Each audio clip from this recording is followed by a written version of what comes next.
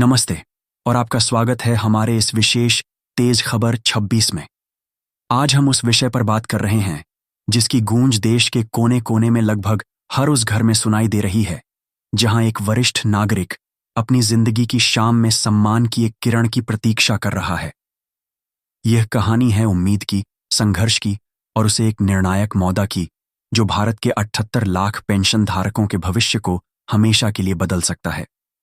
दिल्ली के सत्ता के गलियारों में जहां हर रोज अनगिनत राजनीतिक समीकरण बनते और बिगदादते हैं, पिछले कुछ दिनों से एक ऐसी खामोश हलचल मची हुई है जिसकी तपिश प्रधानमंत्री कार्यालय से लेकर नॉर्थ ब्लॉक तक महसूस की जा रही है। यह हलचल किसी राजनीतिक दल के दांव पेंच का नतीजा नहीं है, बल्कि यह देश के उन वरिष्ठ नागरिकों द्वारा दिए गए एक अल्टीमेटम का परिणाम है जिन्होंने अपनी पूरी जिंदगी इस राष्ट्र के निर्माण में लगा दी। इस अल्टीमेटम ने एक ऐसा शक्तिशाली भूचाल ला दिया है जिसकी तरंगों ने सरकार की नींव को सोचने पर मजबूर कर दिया है।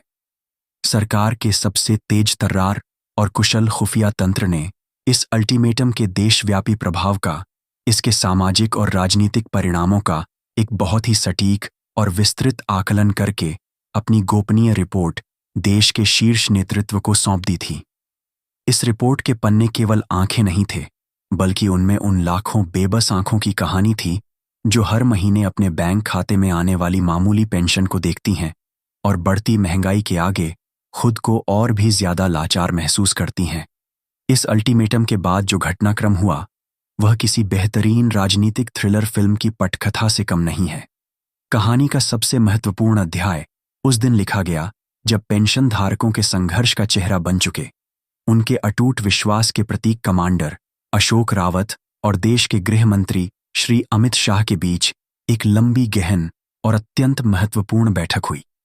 हमारे सूत्रों के अनुसार यह बैठक सामान्य से कहीं अधिक लगभग 1 घंटे तक चली। यह कोई औपचारिक मुलाकात नहीं थी। यह एक ऐसा संवाद था जहां एक तरफ देश के सबसे शक्तिशाली मंत्रियों में से एक थे और दूसरी तरफ उन 78 लाख लोगों की आवाज थी जिनकी आवाज अब तक अनसुनी की जा रही थी।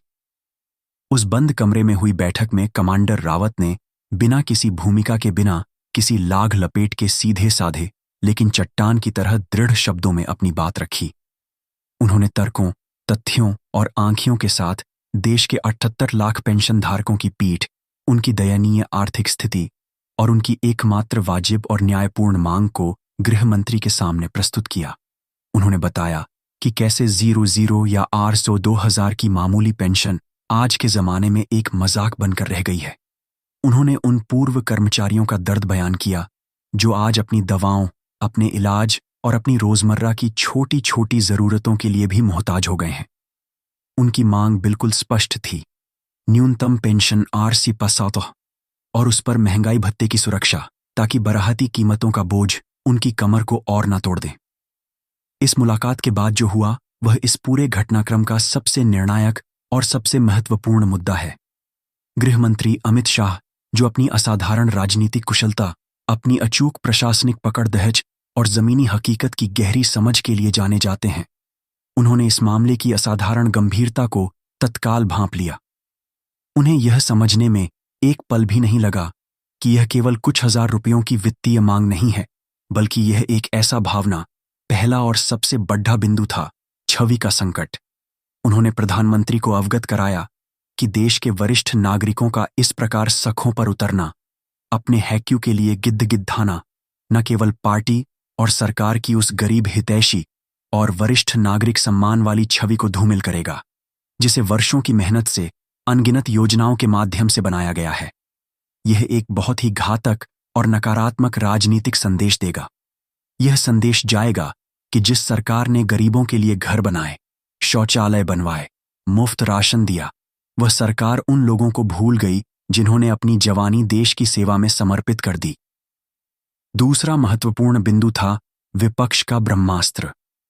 उन्होंने समझाया कि विपक्ष, जो पहले से ही सरकार को घेरने के लिए छोटे बड़े मौके तलाश रहा है, इस मुद्दे को राष्ट्रीय स्तर पर भुनाने का कोई भी अवसर नहीं छोड़ देगा।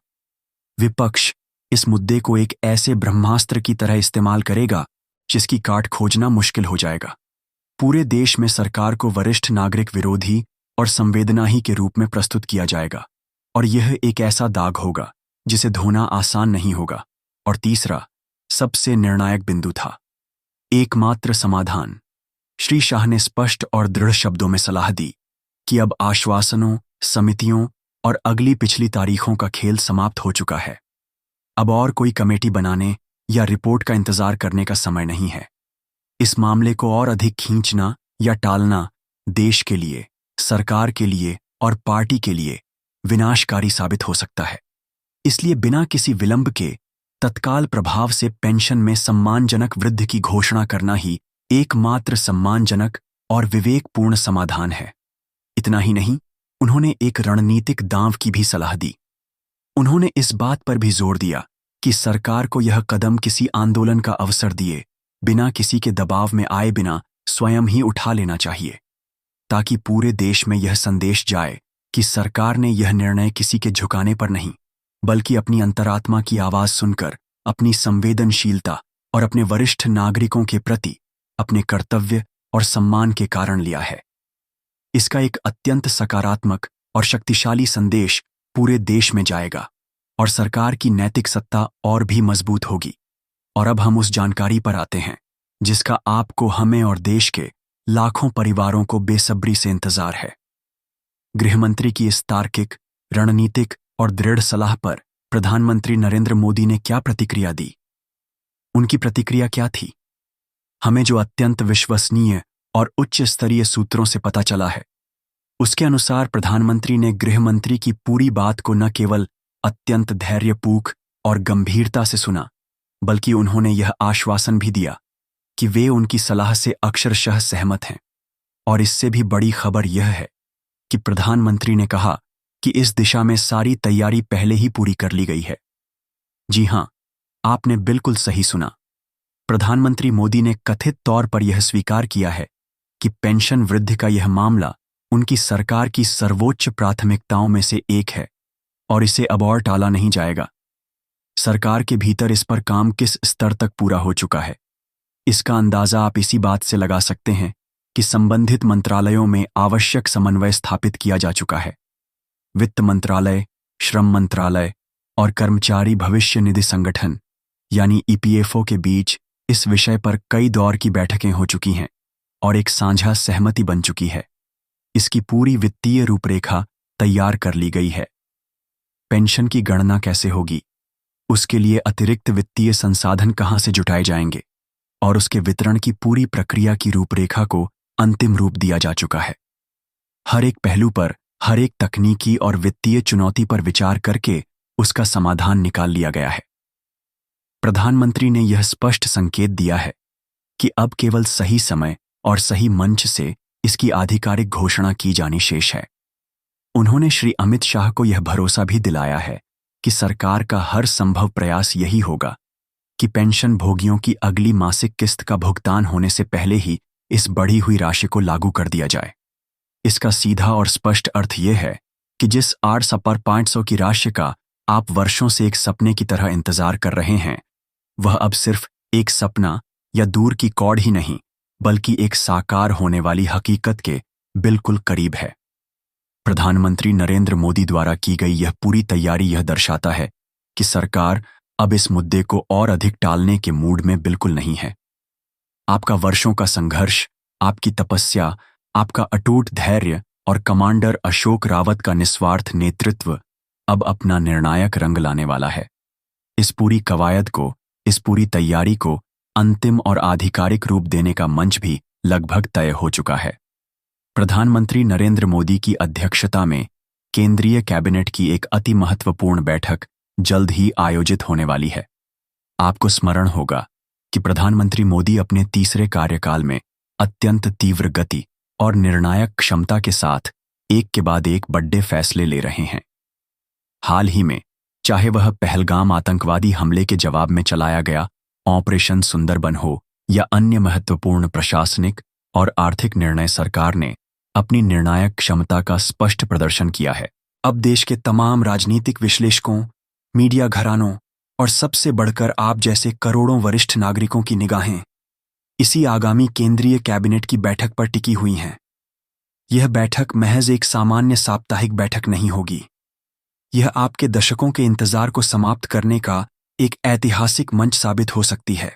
इस बात की पूरी और प्रबल संभावना है कि इसी बैठक में ईपीएस पेंशन धारकों के पक्ष में वह ऐतिहासिक निर्णय लिया जाएगा जिसकी आप वर्षों से प्रतीक्षा कर रहे हैं। कैबिनेट की मंजूरी के बाद इसे लागू करने की प्रक्रिया मात्र एक औपचारिकता रह जाएगी और बढ़ी हुई पेंशन की राशि यानी 1700 के साथ महंगाई भत्ता सीधे आपके बैंक खाते में आने का मार्ग पूरी तरह से प्रशस्त हो जाएगा। यह उम्मीद इसलिए भी प्रबल है क्योंकि सरकार अपने तीसरे कार्यकाल के शुरुआती चरण में ही समाज के हर वर्ग को, और विशेषकर उस वर्ग को जिसने अपना पूरा जीवन इस राष्ट्र को समर्पित कर दिया, एक बद्दा और सकारात्मक संदेश देना चाहती है और देश के 78 लाख वरिष्ठ नागरिकों को एक सम्मानजनक जीवन देने से बद्दा सकारात्मक संदेश और क्या हो सकता है। यह एक ऐसा फैसला होगा जो न केवल आपको आर्थिक रूप से सशक्त और आत्मनिर्भर बनाएगा बल्कि सरकार की छवि को भी नई नैतिक ऊंचाइयों पर स्थापित करेगा। तो मेरे तमाम सम्मानित बुजुर्गों, अभिभावकों और पेंशन धारक बंधुओं, आज का यह विशेष प्रसारण इसी आशा, इसी विश्वास और इसी लगभग निश्चित सूचना के साथ समाप्त होता है कि आपकी विजय अब दूर नहीं है। अंदर खाने जो गतिविधियां चल रही हैं, जो उच्च स्तरीय बैठकें हुई हैं और जो दृढ़ आश्वासन दिए गए हैं, वे सभी एक ही दिशा में संकेत कर रहे हैं, आपकी निश्चित विजय की दिशा में। 68,000 के अपमानजनक जीवन से मुक्ति और 68,500 के साथ महंगाई भत्ते का सम्मानजनक जीवन अब आपके द्वार पर दस्तक दे रहा है। कमांडर अशोक रावत के निस्वार्थ नेतृत्व और आपके अटूट अनुशासित संघर्ष ने उस चट्टान को भी हिला दिया है जो वर्षों से अचल और अभेद्य प्रतीत होती थी। लेकिन इस लड़ाई के अंतिम और निर्णायक चरण में आपकी भूमिका और भी अधिक महत्वपूर्ण हो जाती है। आपकी एकता ही आपकी सबसे बड़ी और अंतिम शक्ति है। इसीलिए इस वीडियो को इतना फैलाइए, इसे हर व्हाट्सएप ग्रुप, हर फेसबुक पेज पर साझा कीजिए ताकि सरकार पर यह सकारात्मक दबाव बना रहे कि वे अपने वादे से और अपने निर्णय से पीछे हटेंगे। चैनल को सब्सक्राइब करना और वीडियो को लाइक करना केवल एक क्लिक नहीं है। ये इस महायज्ञ में आपकी एक डिजिटल आहुति है। यह आपकी आवाज को वायरल करके सरकार को हर पल यह याद दिलाता है कि देश के करोड़ों वरिष्ठ नागरिक अपनी मांगों के पूरे होने का उस आधिकारिक घोषणा का पलकें बिछाए इंतजार कर रहे हैं। हमें पूरा विश्वास है कि अगली बार जब हम आपसे मुखातिब होंगे तो हम आपको पेंशन वृद्धि की आधिकारिक खुशखबरी सुना रहे होंगे। तब तक अपना धैर्य बनाए रखें, अपनी एकता बनाए रखें और सबसे महत्वपूर्ण अपने स्वास्थ्य का ध्यान रखें, क्योंकि एक नए, बेहतर और सम्मानजनक जीवन का सूर्योदय होने ही वाला है। इसी के साथ मैं आपसे विदा लेता हूं। न्यूज़ से जुड़े रहने के लिए आपका हृदय से बहुत बहुत धन्यवाद।